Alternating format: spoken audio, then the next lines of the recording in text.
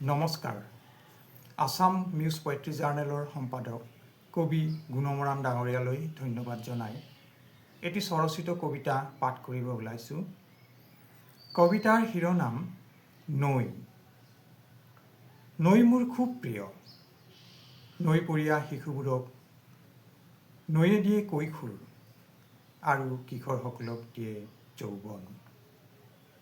নৈ অবিহনে মাউৰা হয় পথাৰ, নৈ অবিহনে আধৰুৱা গাঁৱৰ জনজীৱন। নৈ চিত্ৰকৰ, ছবি আঁকে ঋতুবোৰৰ পৃথকে পৃথকে সময়ৰ পাতে পাতে।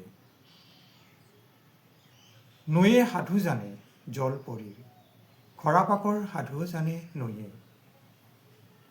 নৈয়ে ধৰি ৰাখে আমাৰ পৰম্পৰা, লাও খা বেঙেনা খা বছৰে বছৰে বাঢ়ি যা আৰু কিমান যে কি। অতীতৰ দাপোনখন চালে নৈয়ে আগে ভুমুকি মাৰে। কংক্ৰিটৰ অৰণ্যত নৈৰ স্মৃতি সুঁৱৰি মোৰ মন আকাশত উৰি ফুৰে পিয়াহতাতুৰ এজনী চৰাই। যেতিয়া সৰু আছিলোঁ আয়ে নৈৰ পাৰলৈ কাপোৰ ধুব যোৱা দেখিছিলোঁ। মাঘ বিহুত কড়াই ভাজিবলৈ জতনাই থোৱা বৰা চাউলবোৰ ধুবলৈ বুলি নৈৰ পাৰলৈ যোৱা দেখিছিলোঁ গাঁৱৰ মহিলাবোৰৰ সৈতে।